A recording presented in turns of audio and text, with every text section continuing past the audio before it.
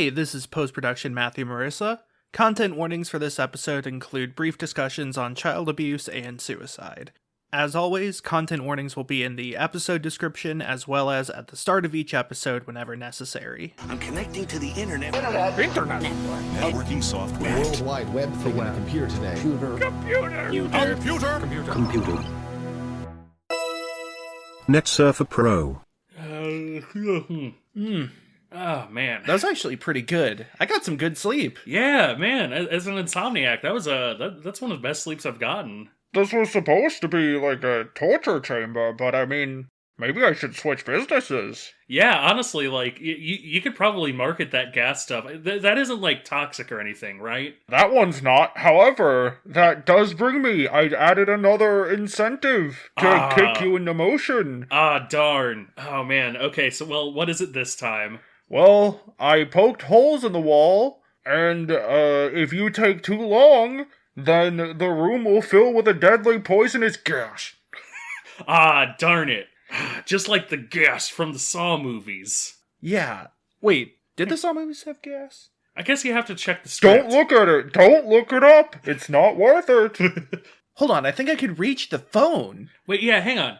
Oh, yeah, the phone! Oh, shit, I must have knocked that loose while I was doing all that hardware work. You know what? Okay, this is a lifeline. Yeah, you know, you can use this to phone a friend. Oh, like my favorite game, Jeopardy for the PlayStation 2. Exactly like Jeopardy for the PlayStation 2, back when Trebek was the host. Yeah, oh man, okay, so we can call a friend. So, idea number 1, we could probably call the police.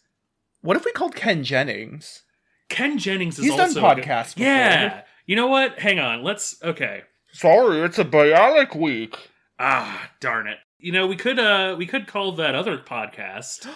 Hold on, which one? There's like so many podcasts. You need to be a little more specific, dude. Yeah. It's the one that's about horror, and it's here. Oh, you're talking about Here's Horror. Yeah, Harmony and Horror, that's right. Alright, so we're gonna call Here's Horror now. Beep boop boop boop. Beep boop boop. Boop. Beep boop boop. Boop boop boop. Wait, do we have separate phones?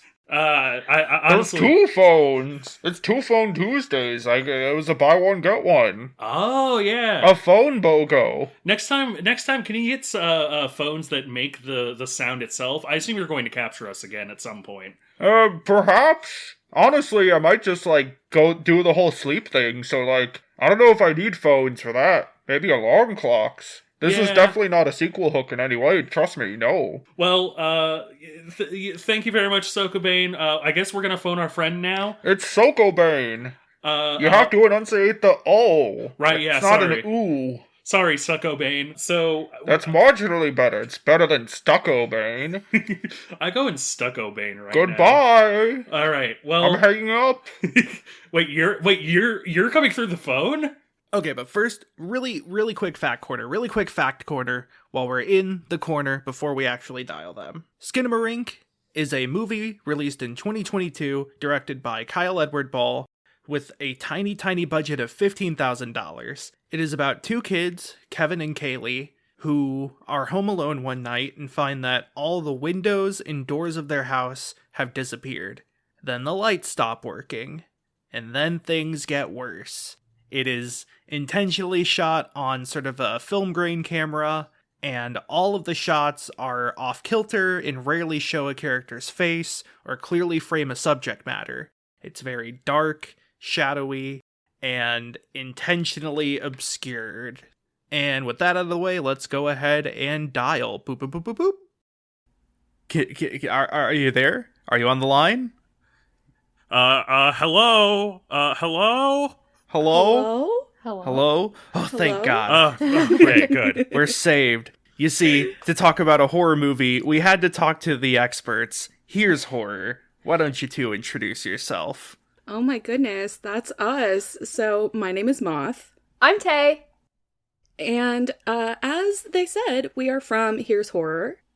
And so, can I introduce Here's Horror a little bit? Oh yeah, sure. Yeah, we are currently in a saw trap, by the way. I don't know if you you know, just for clarification, but you know, please introduce your podcast. Yes. Right now. Yeah, well, if we're in a saw trap, I will keep it brief because, time is important. Yes. So Tay and I have been really close for years, but the main thing that we haven't shared is our feelings for horror movies. I have loved them for forever, and before Here's Horror started, Tay hadn't really been able to watch any of it. So they have entrusted me with the task of guiding them through the horror world to share all sorts of spooky fun films. And we talk about background of movies with common trigger warnings because we believe in experiencing horror safely. And I also like to find a lot of fun facts and things that might not be common knowledge even to horror buffs. So it's a safe space for everyone. And it's just a fun way to dive deeper into horror films for even the horror junkies out there. So we welcome everyone. Now, I'm actually sort of curious here. So we don't really cover a lot of horror movies, but we've covered a lot of like web horror, internet horror, unfiction and stuff like that. Do you have any experience in that? Because some of that would help in this watching this movie, I suppose. Yeah, I mean, not a whole ton, but a little bit. Like, I have read a bunch of creepypastas, like the Russian Sleep Experiment, of course, and mostly mainstream ones, but I haven't really had much of a chance to dive into web horror too terribly much. And it's something I've been interested in, though.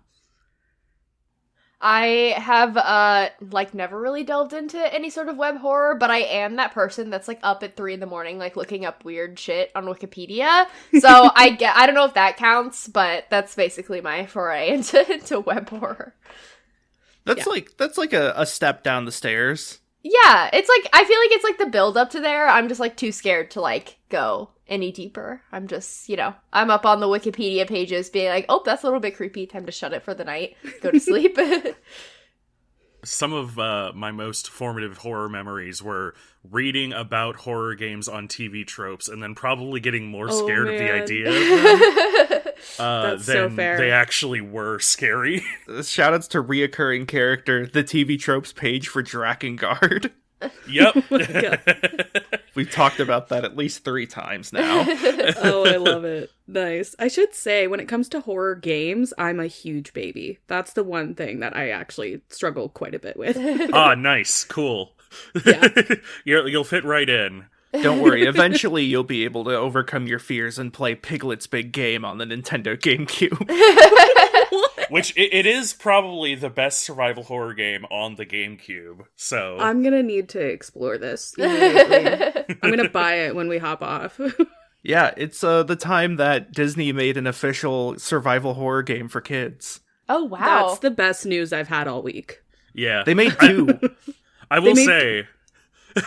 I will say that if we don't survive this saw trap, you can probably just have Marissa's copy, honestly. Excellent. True. I don't Excellent. know if I have my physical copy anymore. Oh no. Oh, no. A piece of my childhood lost. That's so Disappeared, tragic. which brings us to... Disappeared? Oh, man. Skinamarink. Whoa. Excellent. So, to break the ice into our Skinamarink discussion, I would love to hear what everyone would rate Skinamarink on 2 different scales. First, out of 1 to 10 spookies, and out of 1 to 10 in general. All right. Who wants to start? I feel like our guest should start. Absolutely. I'll happily start. All right. Perfect. On the spooky scale, the spale, if you will. I personally would rate this one a 9 out of 10. I would not say that is a universal score, but as somebody who is very susceptible to this kind of horror, which we will get into later, this was hard to watch in broad daylight with a person right next to me, which was Matthew. I was still very much in, I am looking at my phone and not the screen mode during certain portions of this movie. No. Mm-hmm. Yeah, that's very valid. As a general movie, I would say I want to rate this as 8 of 10. Mm-hmm. I say 8 of 10. Number one, if any of the viewers are familiar with the sort of video game proclivity, the video game review score proclivities of 7 of 10 in average, I don't mean it like that. I mean 8 of 10 as in I would rank this above a lot of movies I have seen. I would not rank this like top 10 movies necessarily or anything for me, but it is such a unique experience that is done so incredibly well, and like I love it. I just like I sit and ask myself, would I really watch it again? And honestly, a lot of it is just kind of like, I don't know that I would watch this, like, unless I was, you know, specifically showing somebody else to be like, oh, do you want to be scared out of your mind? Do you want to lose your fucking marbles? That is a completely fair rating, and I would have to agree with you on both fronts, quite frankly. Yeah. Yeah, I'm kind of the same way. Like, I would say out of spookiness, maybe a 7 out of 10. I think there were a lot of times where I was more so waiting, and yeah, the waiting was definitely tense in sort of an anxiety way, but more so in the sense that I was anticipating, I don't know, a time where something is going to happen. And I don't think the downtime's necessarily bad, but as far as spookiness goes, I think it kind of drags at some points, especially early on. Right. As for, like, overall in general, I think an 8 out of 10 is pretty much what I would say as well. Yeah. It is very good, and it does a lot of very interesting things. I agree. But it's not, like, perfect. You got some notes. Yeah. Yeah. I mean, I have plenty of notes. Oh, yeah. That's reasonable. So, Tay, what are your ratings? All right, guys. I mean, I'm gonna kill all of you. I'm giving it a 12 out of 10 on the spookiness scale. That scared the shit out of me. That's by far the scariest movie I've ever watched. It is. I'm someone that grew up like living, like my bedroom was in a creepy ass basement, and so I understand how for a lot of people it can get like kind of like the scariness kind of goes away with the whole sitting and waiting aspect, but for me, like that was my entire childhood, like just sitting in my basement waiting for some shit to happen because the vibes were off at all times, and so it really just reminded me of that. It took me back to that place, and that's a weird place. So it was It's a weird place. It's like, it's the liminal space of it all. I don't know. Like, that whole movie felt like a let's go liminal spaces. Yeah. Yeah, like, it, like, and that, it's just, I don't know. It's like that vibe whenever you, like, go into, like, a mall or something and there's just, like, no one else there and you're just like, okay. Or, like, an empty airport at, like, 3 a.m. It's, like, that, like, weird feeling, but, like, times 100 was that movie. As for, like, the movie itself, I want to give it, like, I'm also going to go with an 8 out of 10. I feel like it's hard to make an experimental movie. I feel like it might be easier to make an experimental horror movie because you can kind of do some weird fuck shit with it and it kind of goes in horror law. Like, it is all fine. But I do think there could have been things that were done better. And yeah, I would also say, like, I have some notes on it, but I think the scariness of it all kind of takes away from the whatever was imperfect about it, just because I didn't even have time to care about the stuff that I was like, that could have been better. It was just too effective. It really was. Yeah. Yes, exactly. That's so valid. What about you, Moth? What would be your scales? Okay, so bear in mind that my spooky scale is broken. I would say, even though it's broken, I would still call this probably a 6 or a 7, and that's high for me. And because it's same with Tay, like not the basement aspect necessarily, but my parents' house growing up, like, just spooked the shit out of me at night, and just, it still does, honestly, whenever I stay there, because there's some, like, weird energy in that house. Yeah, like the giant picture of my brother's face. Yeah. That is a thing that exists in my home, correct? And so, but for those listening, it's not as creepy as it sounds. We're related. And my mom loves a good meme, so anyway, I'm not going to get into why we have that. It's fine. But anyway, so yeah, just the feeling of being creeped out at night and just waiting for something to happen, and the way that this film is shot, it looks like the entire time it looks like your eyes are trying to adjust to the darkness. And so it just pulled on a lot of those feelings of when I was uncomfortable and unsettled, like at my home growing up. So it is very creepy. And like, I've seen this is my second time watching this now. Watching it on a laptop screen with headphones is way scarier than watching it on a TV fully in the dark. I don't know why. And so I was definitely more unsettled. But then, so 6 or 7 out of 10, I'll give it a 7 for spookies.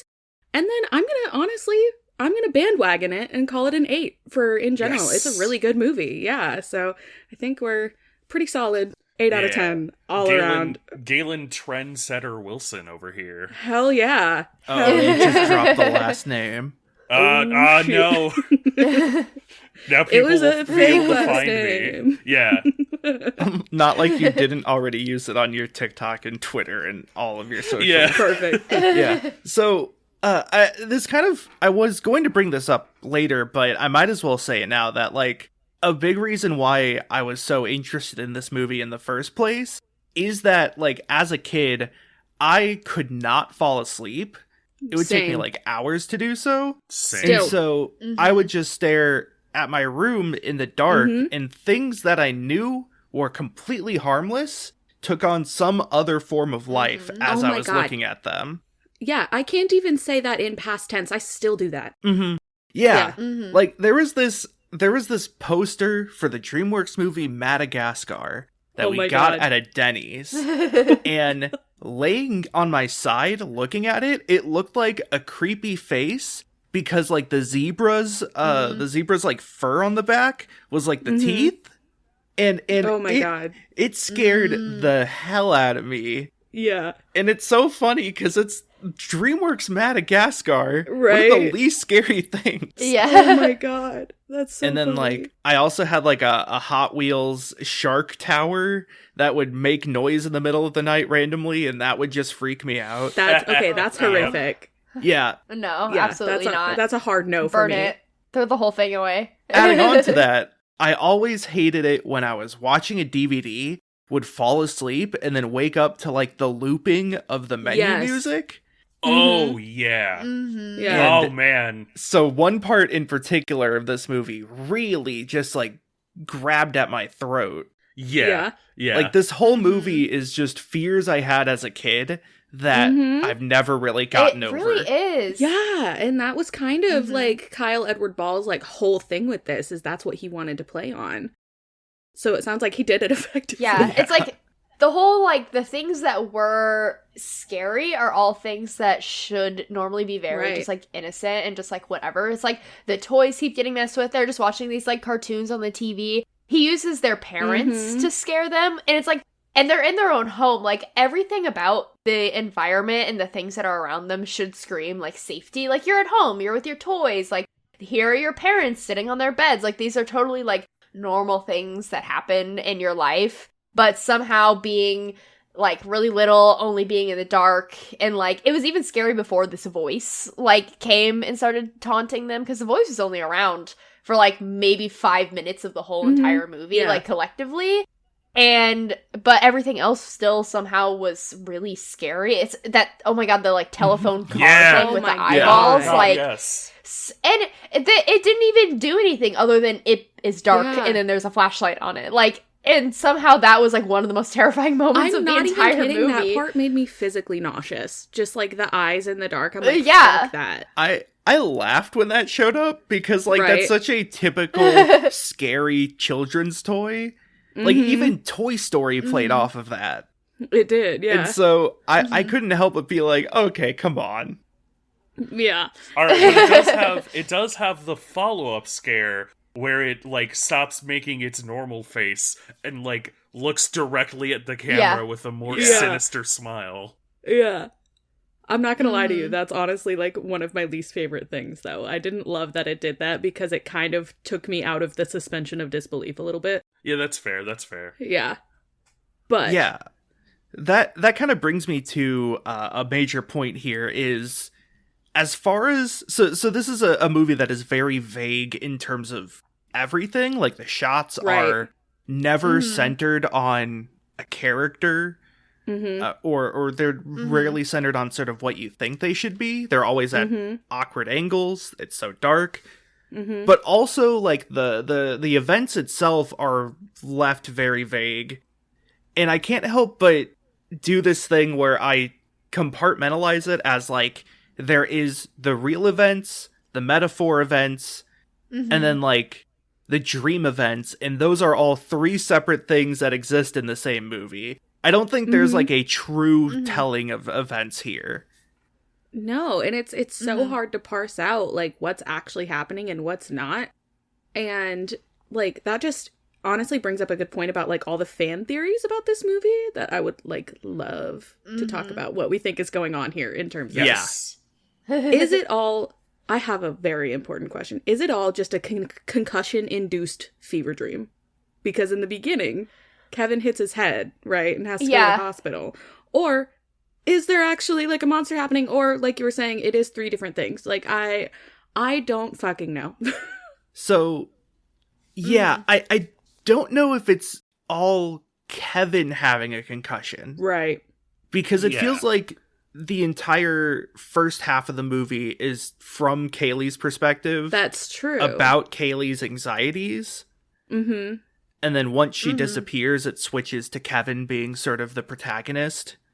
That's true. So that kind of debunks the concussion fever dream theory, right? But there. it could still be sort of two separate nightmares being had. That's true. It definitely could. I would say, personally, I would say my interpretation leans more towards the literal.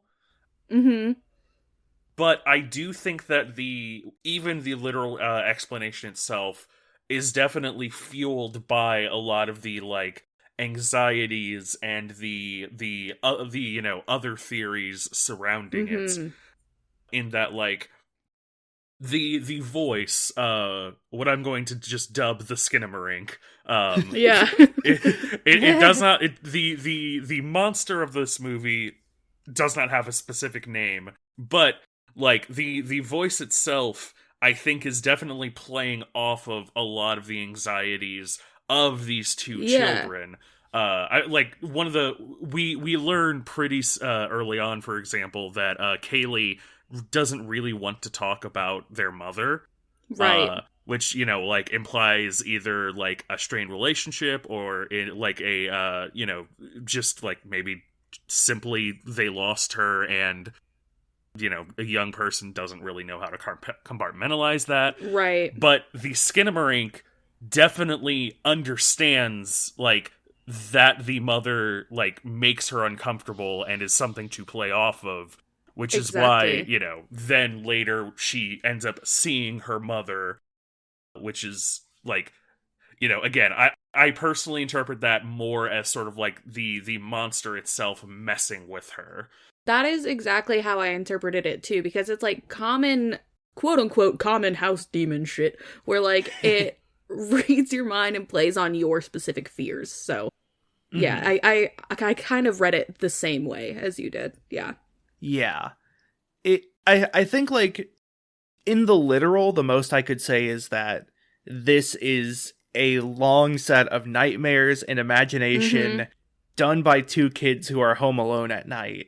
Right. Because that is essentially what I've experienced as a kid in the past. But yeah, I definitely trend more towards there is a direct supernatural series of events. Which, by the way, if I was like some omnipotent being, I would not torment two children. I would like make anime reel or something. Yeah. Like this is a waste of time. Oh my god. There's so For many real. He literally says at one point in the movie that he can do anything. You're so right. There's so many other more fun uses of your time. Leave the fucking kids alone. My god. Yeah. Go bother like Elon Musk or something. Like what? What the hell? Yeah, if I was an omnipotent demon that could trap people in their house, I might do Mark Z. Danielewski just for, the meme of it. But, like, Elon Musk or, like, Jeff Bezos, like, come on, pick Go better fuck targets. up a billionaire. Yeah. What are you doing? No, literally the whole time we were watching, I was like, they're children, Yeah. leave them alone. Like, what's the point? Yeah. Like, I don't get it. Just, like, let them be in their house by themselves. Yeah. But, I think sort of the main, from the Kaylee side of things, I think the main sort of fear here is that, yeah, they lost their mom, and Kaylee now feels like she has to be, like, the big sister here. And so she does a lot of things specifically to protect Kevin. Right. Like, the fact that when they first hear things going on upstairs, Kaylee goes up there alone because she doesn't want Kevin to fall down the stairs again. Exactly. And then with Kevin, I think a lot of it is he doesn't want to be hurt again, which the demon specifically plays on. Right. And like Kevin just is too young to really understand a lot of things. Yeah, exactly. He just kind of does what he's told eventually. Right. And this honestly kind of brings me to a really interesting theory that some people have talked about with this movie being a possible allegory for child abuse. Yeah. And I'm going to talk about it like kind of briefly. We can keep this part very short just because it's a massive fucking bummer, but I do think it's important to talk about. So some people wonder if the voice is supposed to represent like the missing parents and like their relationship with those parents. And this movie like is kind of how a child might cope with abuse, right? So completely dissociating from it and turning their abuser into a monster in their minds, or like the children are given demands and they're punished if they don't meet those demands. Like, for example, when the voice tells them to hurt themselves some way and warns them that if they don't, they'll still get harmed, you know? Yeah. And like, it's very clear that they're uncomfortable in their home where they're supposed to feel safe. And the coping mechanisms that they use are like all too common, like playing with toys, watching TV, which are like really common escapism tactics, even for small children. And the windows and doors disappearing, they might be a literal visual representation of like feeling trapped in that situation. So Yeah. I just found that to be a very interesting lens to watch this movie through, because I didn't know about that the first time I watched it.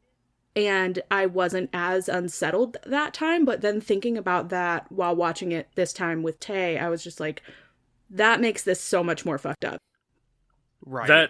That makes that I can definitely see that reading, and I feel like that that is something that plays off of a reading that I was thinking about as well, which was essentially the monster as kind of an allegory for I'll say the mother's death. We don't get confirmation of any of like what happened to the mother, but it's not terribly difficult to theorize that the mother herself was dead in the movie, given some of the clues that were present. And I had a kind of a part of me that was wondering if the monster was kind of a allegory for like the specter of death over a house after the death of a loved one, especially for, you know, a child that's so young and like can't fully understand certain concepts yet. I could totally see that as well. Yeah, because that's something that a child, especially if it's their parent, like definitely wouldn't know how to reconcile with, and you would almost like have to dissociate from it, you know? Yeah. Right. Which would be why it sort of specifically it drew Kaylee away from Kevin and like separated them. And then with Kevin, it was entirely about pain pretty much. Right. Yeah. Whereas Kaylee, it was more about for things further than just being harmed. Yeah. Yeah. Yeah. I think the mother's death is something that we discussed a lot, like right after we watched the movie. One thing that Galen mentioned is that when Kaylee goes up to the bedroom, you don't really see the mother at first, but then you do. But then when she looks back, it's just the mother's gone and the like desk lamp is there. Yeah. And I think that's a really sort of poignant imagery of like the place where the mom would be sleeping is just vacant now. And yeah. I think later on, towards like the very end, it cuts back to the living room and there's two lamps there. Almost like the lamps are also being used as a sort of representation of like a headstone. Oh, that is very interesting. Yeah. Yeah. I personally hadn't interpreted it as she had passed away. I interpreted it as like they got a divorce and she left them, because like in the very beginning of the movie when Kevin falls and hits his head, that the dad calls someone and is like, he's fine, but he fell down the stairs kind of thing. Yeah. And I had assumed that he was calling the mom. And then later, whenever I think it's the first time that Kaylee goes upstairs to the bedroom, and the Skinamarink, as we'll call him, he is called the voice in the dark in the script, just BT dubs. But the Skinamarink, when he's mimicking them, she says something about your father and I, and then she trails off. And I kind of assumed that it was like replaying events, like traumatic events to Kaylee, like finding out that her parents are getting divorced kind of thing, or that she was leaving them. Yeah, that's how I interpreted it, but the your interpretation is very interesting. That definitely crossed my mind too. I feel like, especially if, like, at that age, and just, like, what we know about how divorce courts work, and how usually their kids are given to their moms whenever divorces happen, or, like, moms get full custody, and the fact that they're with their dad, seemingly full time, it's like we can, if it is a divorce, we can determine that the mom left and is gone, like is just gone, not necessarily in their lives. So I feel like whether it is a divorce or a death, having a parent just be still gone, especially at that age, aspect, it's almost the same, kind of, because at that age you can't really understand death or like process it in the same way that you can now. So I feel like it's almost the same feelings of grief and trauma. It's like your parent is gone, one way or the other. So, but I also read it as a divorce, like the recap thing, because she's like, your father and I love you, you know, your father and I love you very much, and that kind of stuff. And that sounded like, as a child of divorce, sounded like a divorce announcement from a parent. So, but I do think it could be read either way, and I think both would be just as impactful almost. My theory that the mother was dead, I definitely did think it was divorce early on, because of a lot of the points that you've brought up of like the mother saying, your father and I, and kind of like trailing off, and like the phone call. The phone call at the very beginning is, honestly, I genuinely feel like the phone call at the very beginning is at least partially meant to make you think that it's, a divorce situation until sort of later in the film. But I personally ended up just reading more into, like, Kaylee being upset and Kaylee being, really hesitant to talk about the mother, and being more surprised about the mother, like, actually being there. I ended up just thinking, like, I think that's meant to more lean towards the mother is no longer in the picture, literally. Right. But, I'm also certainly not going to sit here and say that anything in this movie has one answer, because, goodness me, it definitely doesn't. Yeah.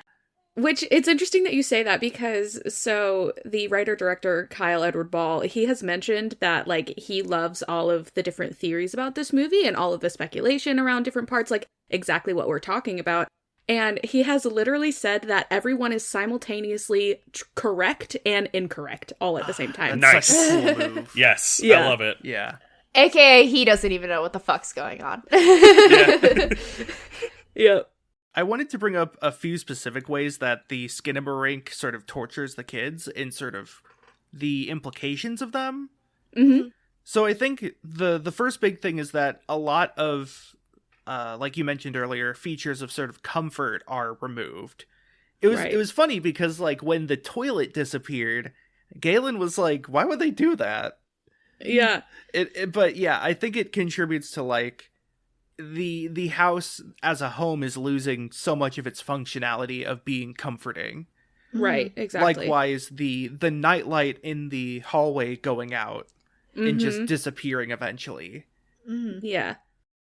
The move over sort of the first act of the movie from a normal house to a completely separate sort of nightmare mansion is very interesting. But it is. I think the main one is flipping items and, like, attaching them to the ceiling. That's, Yes. So that's the thing. on one hand, this could be sort of an echo of Kevin falling. These objects are falling upwards in this case. Yeah. On the other hand, and this is where another big content warning comes in, I think this did contribute to the mom being dead sort of reading. Oh. Because, like, one of the items that Kaylee sees in the bedroom that's on the ceiling is, like, a Barbie doll. Yes, So you think like okay. And Yeah. and like when the chair is like on the ceiling, it's got the feet on the ceiling, right? But and everything else is like if it were on the floor but on the ceiling, you know, like flipped. Yeah. But with the Barbie, it's hanging. Yeah. Yeah. Least favorite part of the movie, by the way. That's valid. Yeah. The Barbie jump scare is probably the one moment that the one moment I slightly soured on after the fact, just because I was like, okay, come on, that was cheap. I agree. I do agree with that. You didn't earn that.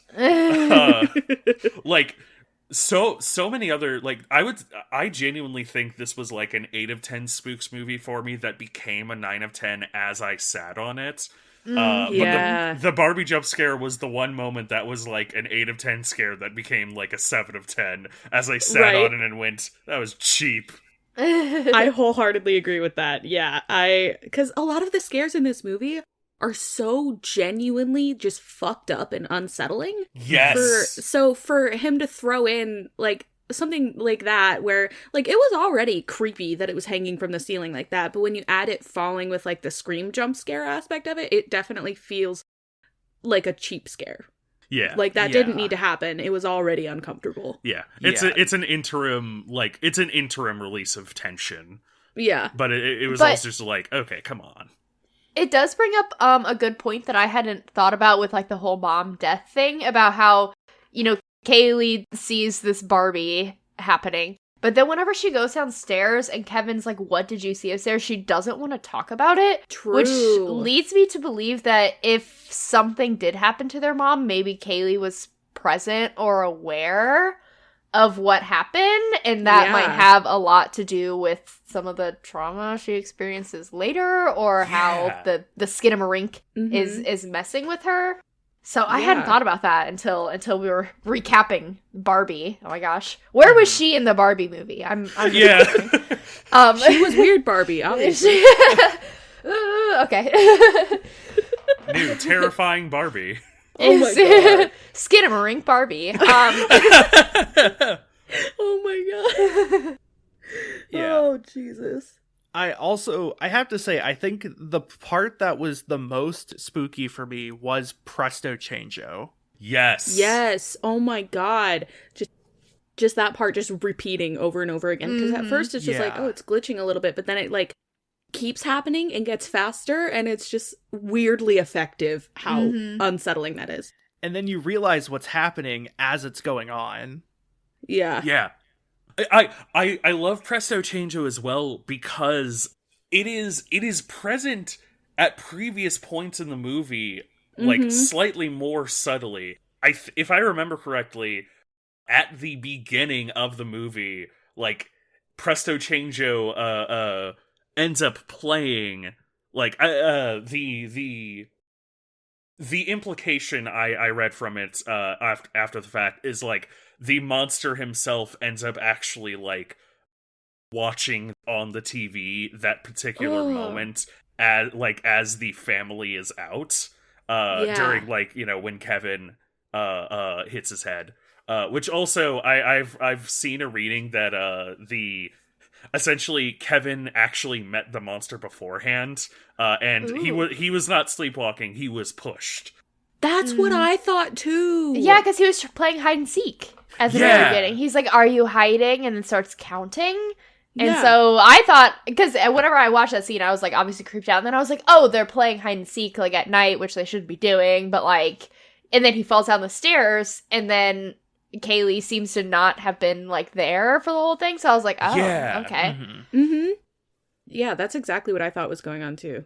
And like, Kaylee, oh my god, it's another thing of Kaylee like protecting Kevin by saying that he was sleepwalking, so that maybe, I don't know, if like she said that he had been playing he might have gotten in trouble or something, but also she's like, I don't want to tell Dad about the weird fucking demon in our house. Yeah.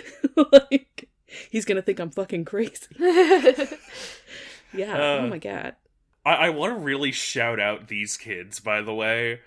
Incredible these actors. So great. Yeah, incredible actors, and like, Yes. in terms of like characters in a horror movie that didn't deserve the fate they got, For real. these For real. kids did everything right. They like, literally did. weird shit starts happening, and they're like, we're gonna try and call the police, we're gonna try and call like, you know, our you know, grandma or whatever. Yeah, because he types out like an actual phone. He doesn't just go straight, or she, whoever's dialing the phone, doesn't go straight to 911 at the beginning. They like dial out a whole phone number. And I even said that. I was like, man, these are smart kids. Like, they know someone's phone number to call.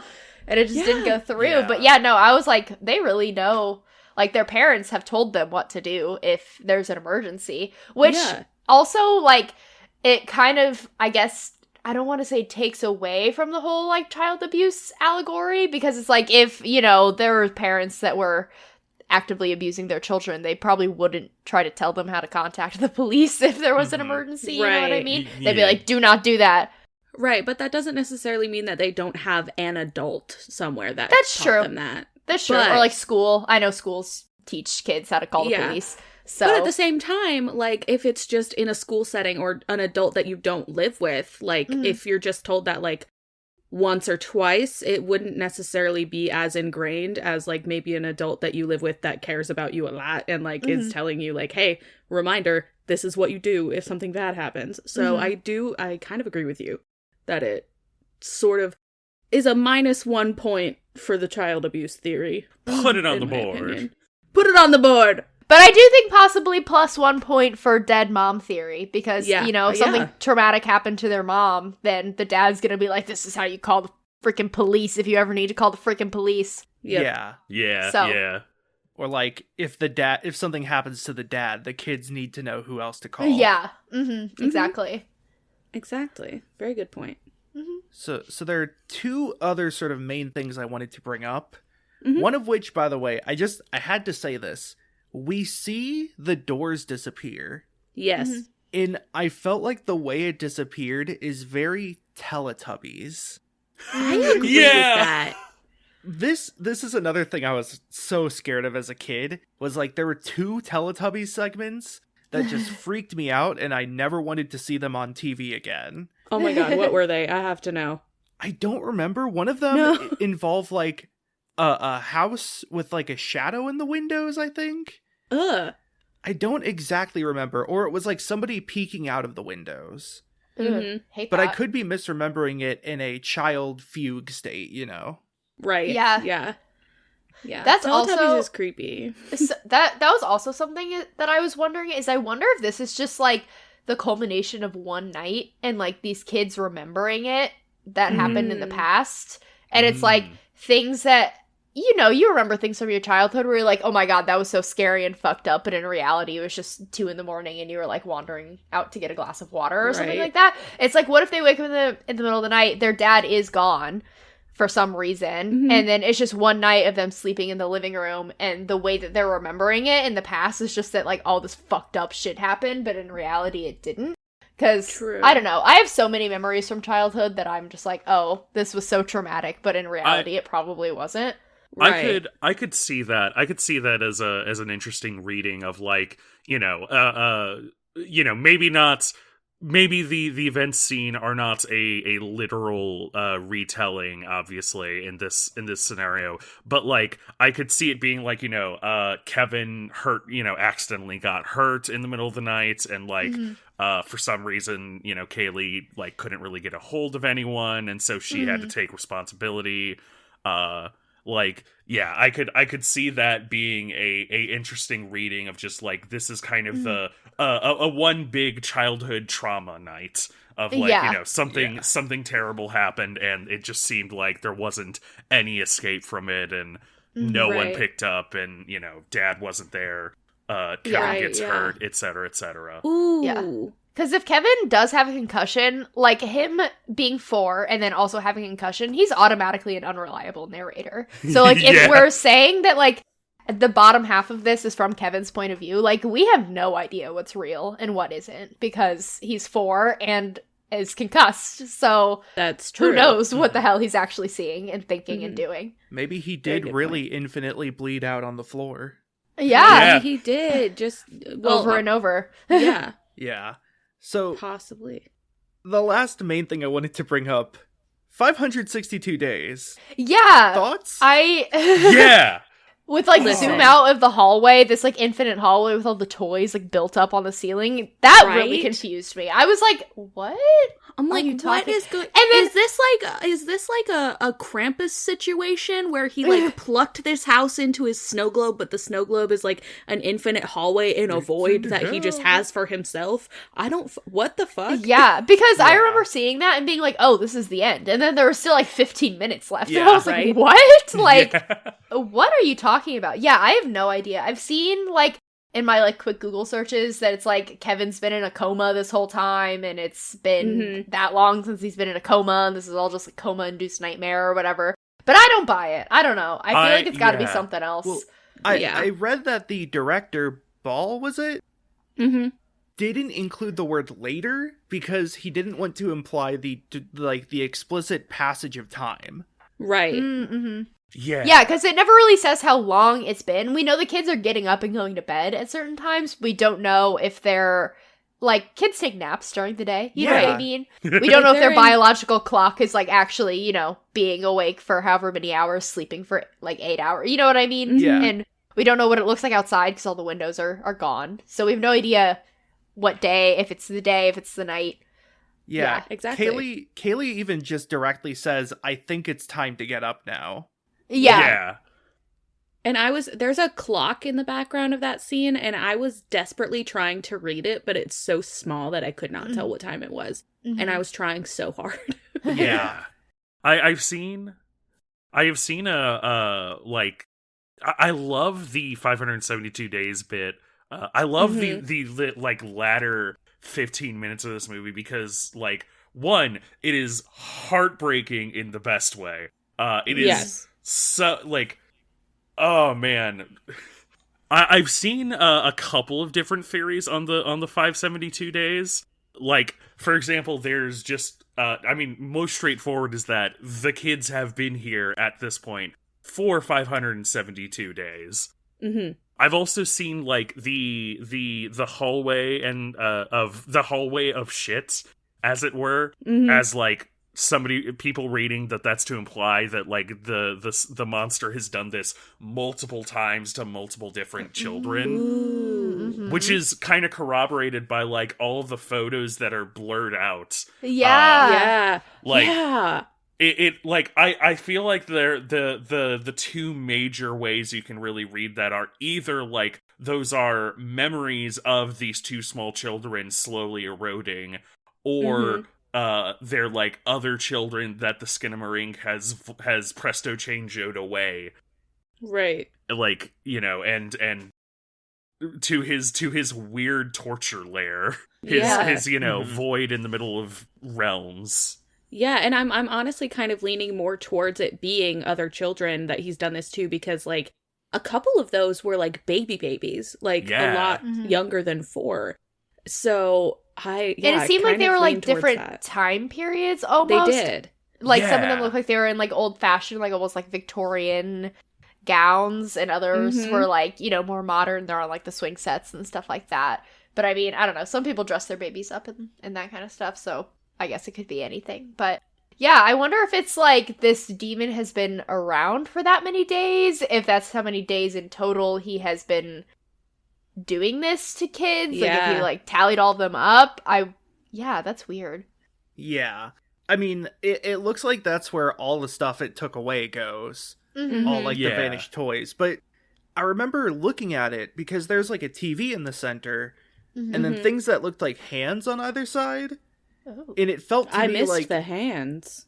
Maybe I was just viewing things in the dark wrong, but I thought I saw like a foam finger almost. Ugh. Something like that. But It felt to me almost like this is the closest we're getting to the representation of the monster visually.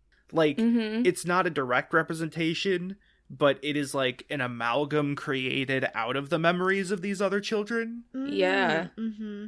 Like, because we barely even see anything. At the very end, there's like a smiley fry that you can kind of make out. Yeah. I hated him. But I think my in some God. ways, the more sort of apparent imagery of the monster is just the vanished toys and the TV, and constructing them all together at the very end there, I think, sort of hammered that home. That it doesn't really matter what it looks like, it's more about sort of how it enacted its torture and Yeah. Yeah. the ways it manifested itself. Yeah. Speaking of long hallways... Speaking of long hallways, so House of Leaves. We're doing Housetober, which is House of Leaves and things inspired by House of Leaves. That's so cool. So here's what you need to know about House of Leaves. Other than the fact that it is a book about a guy who finds a manuscript about a movie about a haunted house where the house is bigger on the inside, and it also has a hallway that leads off into a sort of infinite black labyrinth. It may be Yggdrasil, it may just be a haunted house. You can already see the connection of, like, a dark, shadowy house, an extremely long hallway, as they call it, the 5.5-minute hallway, because that's how long it took to walk it the first time. Goddamn. One big part of House of Leaves is that the sort of hallway and the further labyrinth have, like, none of the features of a house, none of the comforts. There's, like, no lighting, no wiring, no air conditioner, heating, furniture. It's like a 5-page footnote that goes into everything it doesn't have. And I think that connects back to sort of how Skinamarink is heavily centered around the idea of taking a place that should be comfortable and, like, systematically removing all forms of comfort. Yeah. The hostile house, if you will. Yeah. That's very interesting. A big part of House of Leaves itself is that, like, the house itself is sort of the monster. The monster is, like, there is no monster waiting in the depths of the house. The house itself is that monster that you're looking at, you're fearing. And while Skinamarink doesn't, like, have a direct, one-to-one correlation there is just sort of literally some kind of monster. I do feel like in a reading where the monster is more metaphorical, it could kind of align with this, where, like, the house itself has some kind of trauma associated with it that weighs down so heavily on the children.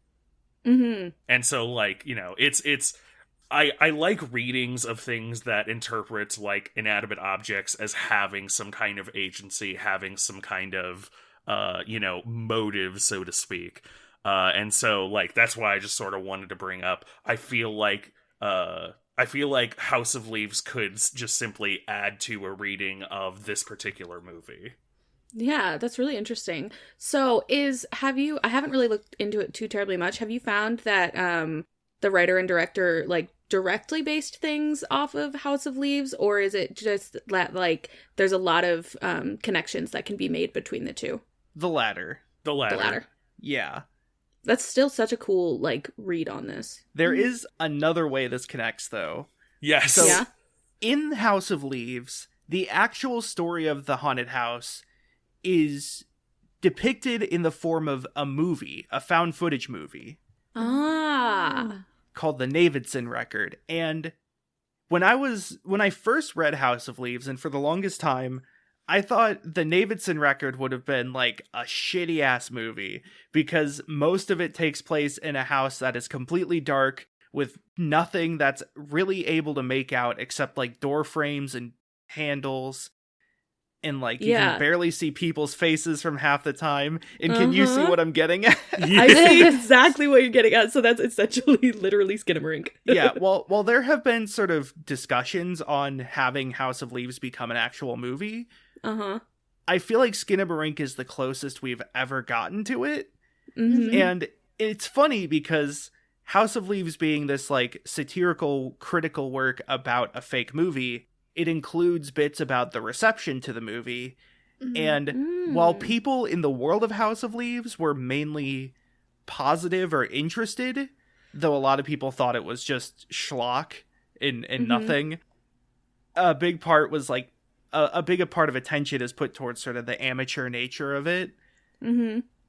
I feel like the reception to Skinamarink in real life is like the complete opposite. And I kind of love that. Yeah, no, Yeah. you're exactly right. People hate this movie. People fucking shit on this movie. Which is so It's- interesting to me because, like, when it got leaked, people were losing their fucking minds. They were like, this is the coolest thing ever. So it got really good word of mouth review. And then when it got to theaters, yeah, people shat on it. Because I think in a lot of ways, this is sort of one of the first movies that released in theaters that takes a ton of cues from web horror and unfiction like that. Like, this has a lot of energy from like Marble Hornets. Obviously there's like the shaky cam parts feel very found footage, but there's a lot of analog horror elements. I mean, internet horror is kind of obsessed with rubber hose era animation as well. Yeah. It's so interesting because to me, it fits a lot of my sensibilities, but I could totally see how people who were raised on like The Exorcist or The Thing wouldn't be as into it. Yeah. Your average moviegoer, it's not something that they're really interested in seeing. It's just like sitting and waiting for something to happen. But if you're like kind of invested in this kind of storytelling or like you were saying, like with internet horror and things like that, like it's perfect. It's really well done. But yeah, it's just not something that a lot of people are used to or willing to digest, quite frankly. Yeah. Skinamarink, I feel like Skinamarink was doomed to be a cult hit. I use that wording choice deliberately for humor's sake. But yeah, because like it makes a lot of sense that it is as divisive as it is. I even as somebody who like is all like so many times willing to take everything at, you know, its own word, and like, you know, really dig into like what is the person trying to say here, you know, is this a good way of doing it? As somebody who loves this movie, I definitely understand why people did not enjoy it, or at least why a lot of people didn't enjoy it. I did, of course, make the mistake of reading actual reviews, and that's never Oh my god, reviews for this movie are fucking obnoxious because people, oh my god, I raged about this to my partner for several minutes because like some people who don't like it are just like being whiny about it. Like, you can dislike things, that's okay, obviously, but they're especially whiny about this movie if they don't like it. But then people who are trying to defend it sound pretentious as all fuck. It really is. Oh my god! It really is just kind of a very horseshoe theory. Like, yeah, it's. I feel like there's a very comfortable medium here of like it's an incredibly non-standard movie, so it's fine to not like it, but at the same time, like, yeah, you have to sort of. You have to be able to acknowledge those and then also, and then still like it past that. Because it's like, again, 8 out of 10 movie. I love this movie. I would never, I legitimately am like, now that we have seen it, I don't know if this is going on my movie wheel rotation, even as like the people that it's going to be spooky to, it's going to be way too spooky to in some instances. And the people it's not going to be spooky to are going to be bored out of their minds. Right. Exactly. Like many of my favorite things, this falls squarely in the realm of I like it, but I cannot recommend it. Yes. Yep. That's fair. Simply because I don't know the tastes of a general audience. Yeah. Like, Yeah, if I exactly. knew that somebody already liked things like Marble Hornets and Pets Cop, then sure, I'll recommend Skinamarink. Mhm. But for like, just Joe on the street. Yeah. Probably not. Yeah, because a lot of people, if you're not willing to, or if you're not wanting necessarily to take the time to kind of pick apart this movie and think a little bit deeper about it, it's hard to gain that appreciation because it is such a drawn out and slow, and with it being an experimental film, it's hard for a lot of people to It's weird. get through it at all. Yeah. It's a weird movie. It is a weird movie.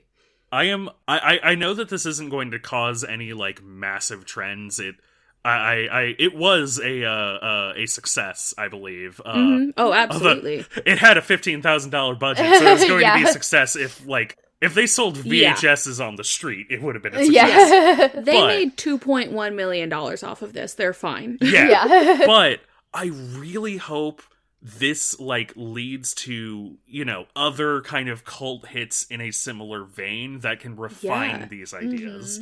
Absolutely. I would love to see somebody pick up I would love to see somebody pick up like a current web horror project and make like the Mandela Catalog movie, Right, yeah. Honestly, I feel like the upcoming Iron Lung movie might be in this vein. Oh God, which I forgot. Yeah, the Iron Lung movie, which is being bankrolled by fucking Markiplier. What? Yeah. Oh, wait, no, I did hear about this. Wasn't there? I read something about how, like, he tweeted something about they used more blood in this movie than any movie ever before. And, like including The Shining. Wow. Just like... Yeah, The Shining has an Markiplier. elevator full, but we've got like an Yeah. entire ocean of blood. Yeah. Come on. That's fucking crazy. Markiplier, my beloved. I can't wait for nothing to happen in the Iron Lung movie and for people to be pissed about that one. It's gonna be great. Oh, goodness. It's a game where Yeah. you look at coordinates on a submarine. Oh my god, that's It's awesome. yeah. Well, with all of that, I'm sure we have some final thoughts before we wrap up. Do we want to run through those real quick and then sign off? Yeah. Do you two want to start since we started the intro Sure. here? Sure, I'll go ahead. Palindromic. So, the first time that I watched this movie, I went away from it just thinking, what the fuck did I just watch, right? And I was honestly a little bit disappointed, and I wasn't sure if I would watch it again, because I was like one of those people that was like, there's really nothing that happens in this movie. But walking away, the more I thought about it, it's probably one of the most intriguing horror movies that I've seen in a very long time. And I'd definitely watch it again, quite frankly, and I'm still sort of mentally working through what this movie actually is, even with all that we've talked about. Like, I have more to think about now, and it's gonna occupy a lot of my brain space. So if you're thinking about watching this movie, I highly recommend fully immersing yourself in it so you can get the full experience of it, and like watch it on your laptop at 3 a.m. with your headphones turned all the way up. Fuck up your brain with this movie. It's a great time. Highly recommend. I'm really annoyed right now because so whenever we finished this movie, literally I was like, thank God I never have to do that ever again. But now that we've been talking about it, I'm like, God, I have to rewatch it. how they So get I you. can like think more about it, because I feel like I spent half the time hiding behind my hands and I didn't really get the full, immersion of it. And so now that Right. I know when the scary parts are going to be, I feel like I need to rewatch it so I can like get it. So like my brain can like go into full like 100 mode and like put all the pieces together. We're going to come back and I'm going to give you all the answers. That's what's going to happen after Perfect. I rewatch it. Yes. But that means I have to rewatch it, which is You do. really annoying. So yeah, I guess I'll let you guys know how that experience goes. No nightmares, though. That's No the only nightmares. thing that's not allowed. So exactly, yes. Yeah. Everything that I would have nightmares about in this movie is something that I've already dealt with, thankfully. I've already gone through the trauma of looking at that phone toy. Right. Yeah, exactly. So as for myself, Skinamarink is extremely non-standard, and so I can understand walking away with a sour taste in your mouth, but just personally, I cannot help but love this movie. I think it is both an amazing tone piece that captures like a very vulnerable, like childish fear in a really interesting way. And I also love it as an adaptation of web horror and web series and internet horror. It is an incredibly slow build. It requires a certain mindset, but like Moth said, I feel like if you really immerse yourself, like watch it at a laptop really early in the morning, if what we have described sounds interesting and you haven't yet watched it, please watch it. We haven't even touched on like a lot of the visual aspects, like how it's, it's specifically shot, I believe, in some kind of like VHS style format, to really play with the lows and highs of the shadows and stuff. It is a visual delight. It is a scary movie, and I will never watch it again by myself. But if I found somebody who really wanted to watch an interesting horror movie, I would not hesitate to recommend it. I still have no idea what a marink is, much less why I would skin one. Much less how to skin one, you know? Yeah, seriously. Yeah. So I guess you would skin it in the same way you would skin a Leonard. So, yeah. Bye, I'm done. This movie is, like, really cathartic for me. It's like somebody just took a shovel and dug out a whole bunch of childhood memories and filtered them through, like, a film grain effect. It's so viscerally, like, I don't know, it just was, like, full of flashbacks to me. I connected with it so hard, and I loved it for that. And, like, the style of it is perfect for me. But, like I said, it's so hard to recommend this to people without sort of knowing beforehand what their tastes are. Right. It's great, but for me specifically... If there's one thing I would say, I do think that it has an audience. Like like we've mentioned, yeah, horror people. It's weird. It's niche horror people, and it's also like web horror people. It's I don't want to draw specific parallels to Blair Witch, but like. There's so many. It has a lot of that vibes. Like it feels like it scratches a similar niche of like absolutely being something that kind of came out of nowhere, was done with a very low budget, but was done in such a very interesting and artistic way. Yeah, in 8 years, this is going to be heralded as like, I don't know, defining. Yeah, that's my call. That's my called shot. Absolutely. We'll check back in 8 years and see if you were right. Yes. Yeah. Should be easy enough. Yeah. So, with all of that, if you want to watch a weird fucking movie, and you want to watch, if you're tired of all of the horror movies you're watching feeling like the same thing, and you want to watch something that is just fucking bizarre, and has you questioning your whole existence, and feels like a liminal space, watch Skinamarink. Yeah. Yeah. It's great. Yeah. I can't say it's a good time, but it certainly is a time. It's a time. It is one of the movies of all time. Roughly It is. 562 days. Roughly, but add 10 to that. Yeah, give or take 10 days. Hey, I Give or said take roughly.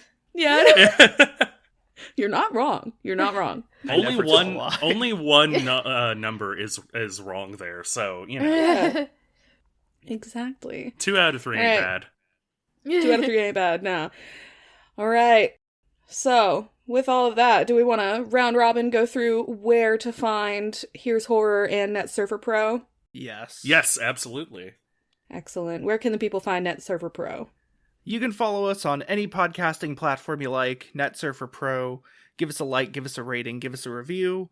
Let us know how we're doing. Let us know what you want us to cover or what you think we'd be interested in. If there's any very particular web horror inspired horror movies that we should check out. You can also follow us on Twitter at NetSurferPro, where we tweet little emoji teasers on upcoming episodes. And this is the last one of Housetober, but I believe I had a teaser already for the next episode post-tober. So you could check that out and see if you can figure it out. It's still vaguely House of Leaves related, but it's not directly House of Leaves related. All right. Very cool. It's in the same wheelhouse. Ooh, very fun. House of Wheels. House of Wheels. Yeah. Perfect. Tay, where can the people find Here's Horror? You can find Here's Horror on Twitter at Here's Horror, on Instagram at Here's Horror Podcast, on Tumblr at Here's Horror. Send us your favorite Skinamarink memes on Tumblr. Please do. I love them. They're good. They're so funny. And you can also find us on Ko-fi at Here's Horror Podcast, as well as anywhere that you can find podcasts. Spotify, Apple Podcasts, etc., etc. Hell yeah, we post new videos. We've never posted a video in our lives. We post new episodes every other Wednesday, except during October it was every Wednesday, but that'll be coming to a close here shortly. We do have one more episode coming out this month, though, so keep an eye out for that. Yes. Yeah. Awesome. Happy spooky season, everyone. Happy spooky season. No, you're totally fine. Season. Yeah, you're right. So with all of that being said, thank you so much to everyone for listening, and thank you to Tay, Matthew, Marisa, and Galen for watching and talking about Skinamarink with me. Click! Hold on, was that hyper-realistic Mario? Wait a minute. Hang on a second. Hyper-realistic Mario? Hey, remember that camp-off that we had a while back? Oh my god. I got back here. You were doing so well without doing any sort of complicated narrative-driven intro-outro sequence. But you came and ruined it at the last second. Wait a second. I was getting ready to unlock your ankle braces and also remove the crossbow bolts and also plug all the holes in the wall and then maybe also just open the door. Hang on a sec. So, holes in the wall, hyper-realistic Mario, ankle bracelets, train-kle bracelets. Wait a minute! That's not Sokobane! That's... You got me. Got me. Conductor Bane! Sorry, Train Conductor Bane, I believe? Right, Operator Bane. Right, Operator Bane! They don't trust me to do the train around the park anymore. Yeah, that makes sense. Right, but I'm not a janitor anymore. I got promoted back to Right Operator. Well, that's good, but... Man, Right Operator Bane, I can't believe that you would put us in a trap like this. You could have just talked to us. Well, you see... You know how, at the theme park I work at, they have haunted houses during October. Yeah. I thought, why not work on some sort of innovative new haunted house experience? Maybe I could submit that to the board and, maybe get a promotion that way. You know what? That's a fair point, actually. I'm willing to leave a review here, honestly. I think you did pretty well. All things considered, I was fearing for my ankles. The crossbow bolt did look quite realistic. I just have to make sure, though, is our parking covered? Because we were here for a month. Oh, God, yeah. You know what? That's part of the surprise. Maybe it is, maybe it isn't. That's part of the horror experience. Oh, man, that is scary. The only thing scarier than my ankles getting chopped off is parking tickets. Exactly. You know how it is. I do. But I am planning on doing that sleeping thing, because apparently this concoction worked very well. Yes, even though I'm a Right Operator, I am still a bit of a chemist. That part of my character is still present in the background, I just haven't had a reason to bring it up. Yeah, that I guess that does explain why you have the mask and everything still. Yeah, aside from just being that's what the point of the Bane. mask is. Sorry. that one got me. Well, it seems like you're doing well, so I'll just leave you be. Can you like unlock the ankle bracelets and the the crossbow and the holes and stuff? Oh, that's the thing. They were never locked. Oh my goodness, what a twist! Dun dun dun! Also, the door was locked, though, so you still couldn't leave the room. Ah, fair. And we were asleep for most of it, aside from, about an hour each week, so... Pretty much, yeah. You Yeah. didn't really have any time to inspect it. Yeah, that is a good point. Well, And you were probably still pretty tired from that sleeping agent. yeah, but I'm tired all the time anyway. By the way, you mentioned hyper-realistic Mario. He's not in the room right now. Ooh. About that. I don't see anything. About that. I guess it was just a ghost. Well, see you next week. Well, bye, Ride Operator Bane. I love the 572 days reveal, which, by the way, I believe it is 572 days, You're actually. correct. Oh, I was thinking of Kingdom Hearts. Yeah. Well, that's not this. I wish we were talking about Kingdom Hearts right now. You mean we have to defeat the Skinamarink to deal with this dimension door?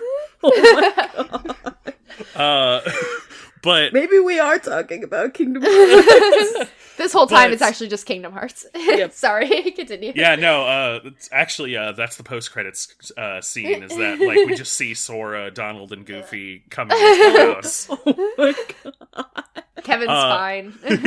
The only thing that could stop the Skinamarink is Zeta Flare, the strongest spell in Final Fantasy canon. Yes. Making Oh my Donald God. Duck one of the strongest mages in all of Final Fantasy.